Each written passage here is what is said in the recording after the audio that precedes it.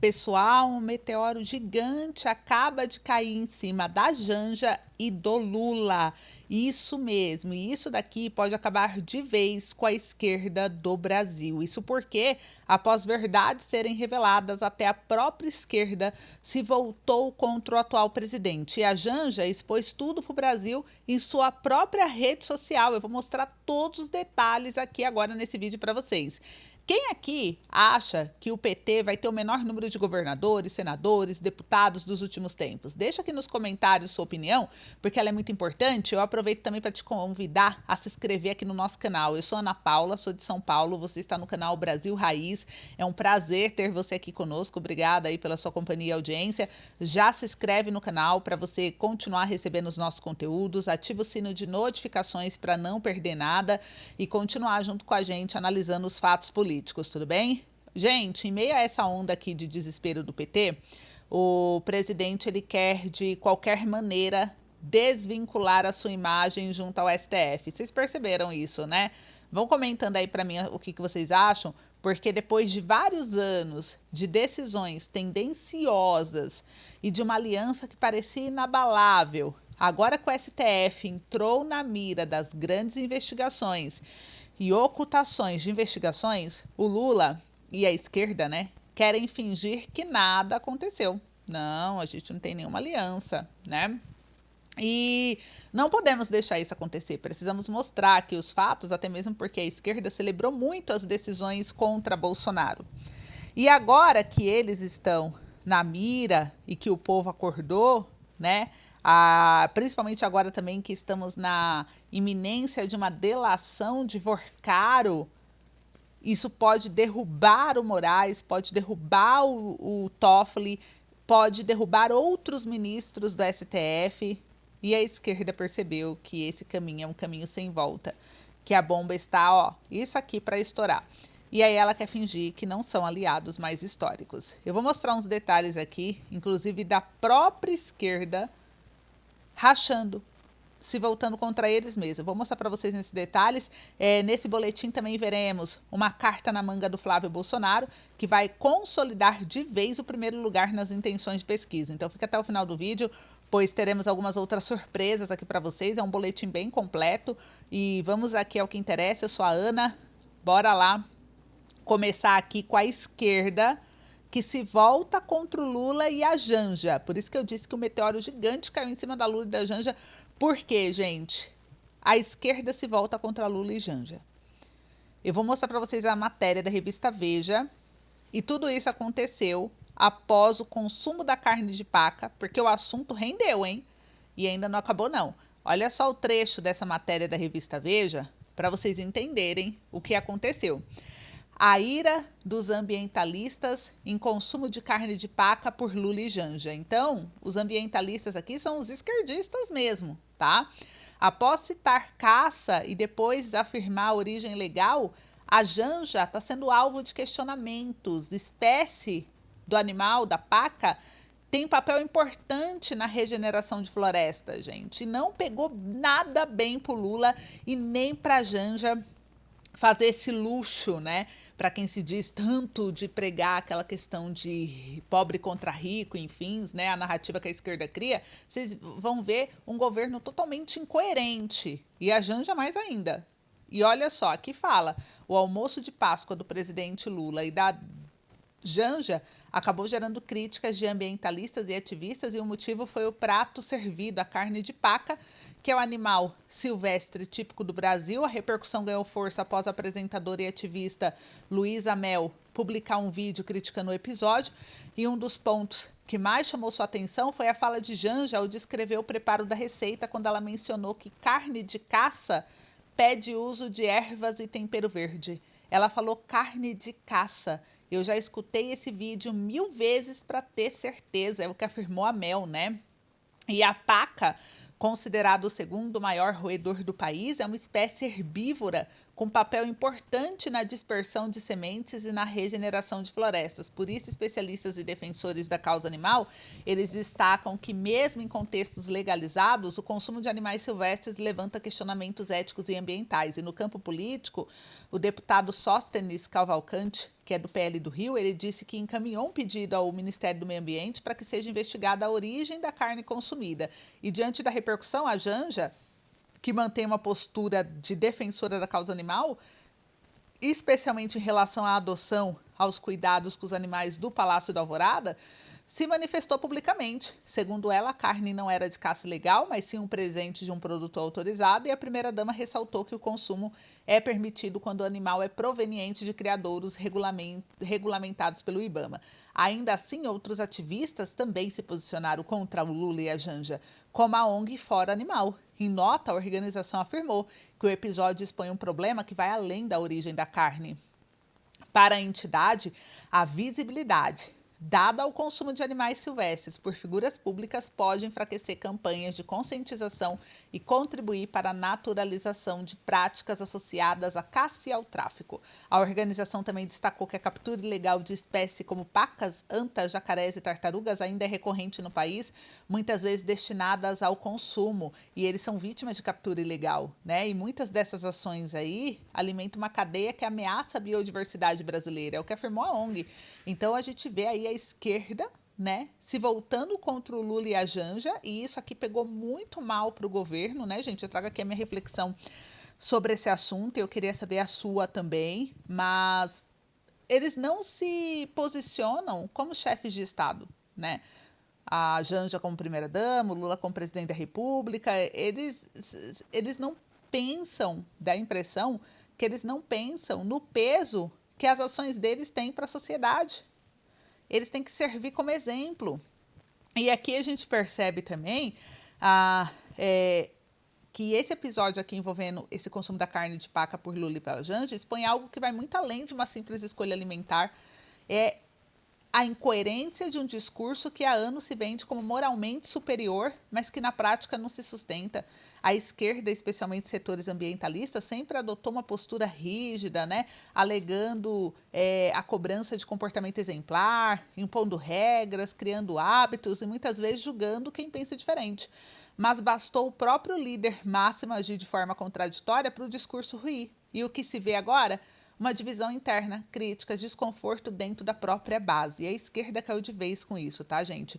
Isso revela um padrão que já se tornou difícil de ignorar. Faço o que eu digo, mas não faço o que eu faço. E quando é o cidadão comum, a cobrança, a militância, a pressão social, ou quando é a oposição, né? Imagina se fosse o Bolsonaro isso aqui. Já teve um episódio com o Bolsonaro, né, na época, sobre caça também. Mas quando parte da elite política alinhada à esquerda adota comportamentos semelhantes ou até mesmo mais questionáveis, surge aí o silêncio, ou como nesse caso, um constrangimento que nem os próprios aliados conseguem esconder. E aí a gente vê, né, o governo, ele já enfrenta um desgaste em diversas frentes, econômica, credibilidade, articulação política, e agora vê sua base ideológica começar a rachar em temas que antes eram consenso. Então, quando nem os próprios apoiadores conseguem mais sustentar a narrativa, é sinal de que algo está bem errado, né? E a esquerda já vem sendo incoerente há muito tempo, né, gente? A incoerência do discurso do Lula já não passa despercebida, ela já salta aos olhos. Durante anos, o governo é um governo que construi narrativa de pobre contra rico, e o que a gente vê, né, é o contrário. A prática é bem diferente do discurso. Por exemplo, né, ele fala aí da questão de... Falou agora que o ministro do STF não é para ser milionário, mas eles possuem um padrão de vida milionário. Tanto ele quanto o Janja. O filho dele é milionário. O irmão dele é milionário. Então, assim, a pergunta que fica é... Afinal, no discurso da esquerda, quem pode e quem não pode ser milionário, não é? E a gente vê aí... Veio à tona reportagens mostrando os gastos elevados, os itens de luxo, ele só vive numa vida de luxo, muito distante da realidade da maioria da população que ele diz defender, porque a esquerda diz que defende o quê? Os mais pobres. Só que a gente vê as ações prejudicando justamente os mais pobres. Então eles falam muito do combate de desigualdade e critica a riqueza, mas eles não dão exemplo sobre isso. E aí, quando a gente vê as ações do governo, né? O pobre consegue comprar uma coisa mais barata lá da Shopee. governo vai lá e taxa Shopee. Prejudica quem? Os menos favorecidos, a população mais pobre, a de baixa renda. Ah, o pobre não conseguia andar de táxi, agora consegue andar de Uber. O que o governo faz? Não, agora temos que taxar o Uber, não é assim? Então, o pobre não vai mais conseguir andar de Uber. Então, a gente percebe mudanças em regras de acesso e recursos que aumenta essa carga e que é frequentemente citado por críticos como fatores que impactam diretamente o consumo popular da população mais vulnerável e de baixa renda, que é a quem ele diz defender. Então, a gente percebe aí que o discurso do governo está incoerente, não é só de hoje, não. Vocês concordam com isso?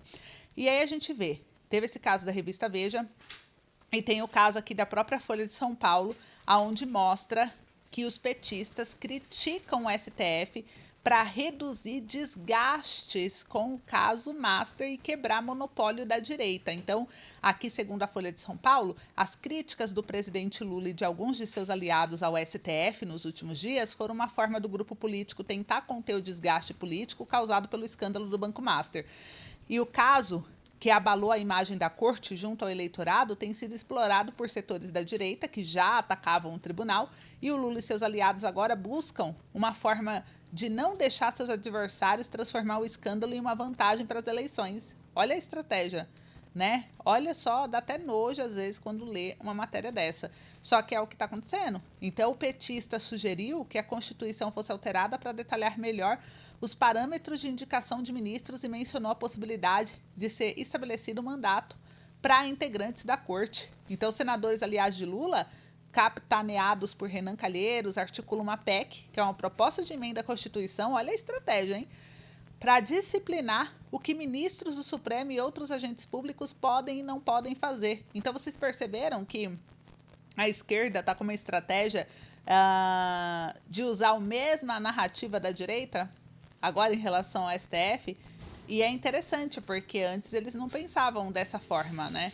A gente vê aí que a esquerda vibrou muito no caso do Bolsonaro, no caso da prisão dos manifestantes do dia 8 de janeiro.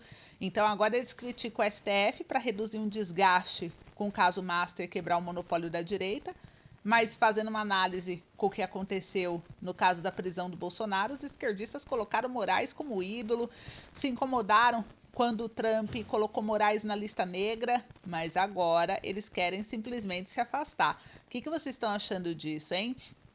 Vocês acham que vai colar essa narrativa que a esquerda está tentando pregar? E enquanto isso, ainda também noticiada aqui pela Veja, uma outra matéria traz um ponto importante sobre esse assunto. Especialistas analisaram a fala da Procuradoria-Geral da República sobre cobranças para investigar ministros do STF. Possível decisão de não abrir apuração no caso do Banco Master contraria expectativa por transparência e alimenta desconfiança no judiciário. Então, a decisão da Procuradoria-Geral da República de não abrir por hora investigações contra ministros do Supremo Tribunal Federal no caso do Banco Master acirra o clima de tensão institucional e amplia a desconfiança da população em relação às autoridades. A avaliação foi feita no programa Ponto de Vista, com base em apuração do colunista Robson, de Radar, e a análise de cientista político Mauro Paulino. E, segundo o relator, o Procurador-Geral da República sustentou que não há, até o momento, indícios suficientes de crime que justifiquem a abertura de uma investigação formal. É uma posição que contraria a pressão política e social por esclarecimento. E a justificativa do porquê que a Procuradoria-Geral não investiga ministros é a ausência de indícios formais de crime. De acordo com o procurador, a avaliação é que os elementos revelados até agora, incluindo relações profissionais, contatos entre ministros envolvidos no caso, não configuram por si só irregularidades penais. Investigação pressupõe indício de crime, resumiu. E aí, essa interpretação tem servido de base para a decisão de não acionar o Supremo, nem pedir autorização para investigar seus próprios integrantes. E há uma pressão interna por apuração, o ambiente é de divisão. Nos bastidores do Supremo, segundo a apuração apresentada, há ministros que consideram já existirem condições para a abertura de investigação e ainda assim um clima interno marcado por tensões e disputas tem levado a uma postura de cautela. Ninguém quer comprar essa briga agora. E o que pode mudar esse cenário? Uma eventual delação pode ser decisiva. A expectativa recai sobre os desdobramentos de depoimentos e provas que ainda podem vir à tona, especialmente no âmbito de investigação em curso. Caso novos elementos sejam apresentados, o posicionamento da Procuradoria-Geral da República pode ser reavaliado. E a decisão contraria a opinião pública, porque, segundo Paulino, com impacto relevante, a sociedade espera exatamente o oposto: investigação, transparência e eventual punição. A sociedade quer justiça e a crise institucional tende a piorar. A avaliação é de agravamento. O Paulino argumenta que a ausência de apuração reforça a percepção de impunidade e amplia a rejeição às instituições. Isso acaba sempre por reforçar, por potencializar essa crise institucional. E, segundo ele, o desgaste atinge não apenas o judiciário, mas o sistema político como um todo. E o espaço para discursos anti-institucionais cresce. Segundo Paulino, o descontentamento pode abrir caminho para candidaturas que se apresentem como antissistema, capitalizando a insatisfação popular com autoridades e instituições. Gente, então o negócio tá pegando fogo, né? Como vocês puderam ver aí. E encerrando aqui o nosso boletim de hoje, eu quero trazer aqui mais uma situação dentro desse boletim do Flávio Bolsonaro, que falou sobre a vice dos sonhos, que é a Tereza Cristina. E eu queria muito saber aí a sua opinião, porque ele fez uma declaração, né, sobre ter Tereza Cristina como vice dos sonhos. E a Tereza Cristina, ela carrega uma imagem consolidada no agronegócio. Ela tem um forte apoio de um dos setores mais relevantes da economia brasileira. E, ao mesmo tempo, ela é vista como uma figura mais técnica, menos ideológica e com capacidade de diálogo. Ao citá-la, o Flávio, ele está mandando um recado: a direita busca ampliar a sua base, ganhar credibilidade e se posicionar como a alternativa sólida de poder. Eu queria saber o que vocês acharam dessa indicação aí, vão comentando. Uma outra situação também aqui que rolou foi o Mendonça, que defendeu o Messias para a vaga no STF, gente. Então, teve mais uma situação aí, um vídeo mostrando uma declaração do ministro André Mendonça defendendo o nome para indicação do STF, ou seja, né, eu queria saber de vocês o que vocês pensam, né? O STF, ele fala, a defesa dele é de que tenha diversidade de pensamento. Ele quer incluir ministros com visão mais conservadora, algo que, segundo essa linha de argumento, representaria melhor a pluralidade da sociedade brasileira. E que esse tipo de posicionamento tem aí uma forte carga política, porque a escolha de ministros do STF não é apenas técnica. Ela também influencia diretamente decisões importantes do país, desde questões econômicas até temas morais e sociais. Por isso que cada indicação gera uma disputa aí de narrativas, né? E quando alguém como Mendonça faz esse tipo de defesa, ele está, na prática, reforçando a importância de manter ou ampliar um certo equilíbrio ideológico dentro da corte, ainda mais nesse momento de rachadura, né? Para apoiadores, isso significa aí garantir representação de valores que consideram subrepresentados. Mas para críticos, soa como tentativa de politizar ainda mais o tribunal. O que vocês pensam a respeito, hein? Conta aí para mim. Enquanto vocês contam, para encerrar o boletim, a gente viu aqui também uma matéria que saiu de Cuba, que mostra o seu poder de defesa contra drones, equipamentos totalmente obsoletos, gente. Mais uma situação, né? A gente viu uma demonstração de defesa aérea de Cuba contra drones que chamou a atenção, mas não exatamente pelo motivo que o governo cubano gostaria. Em vez de impressionar pela capacidade tecnológica, o que muitos analistas e observadores enxergaram foi o oposto, um sistema que parece parado no tempo. Os equipamentos apresentados, segundo críticas, aparentam ser obsoletos frente às tecnologias modernas de guerra. Em um mundo onde drones utilizam inteligência artificial, navegação avançada e alta precisão, sistemas antigos dificilmente oferecem uma resposta eficaz e ameaças reais. Então, isso levanta um questionamento inevitável.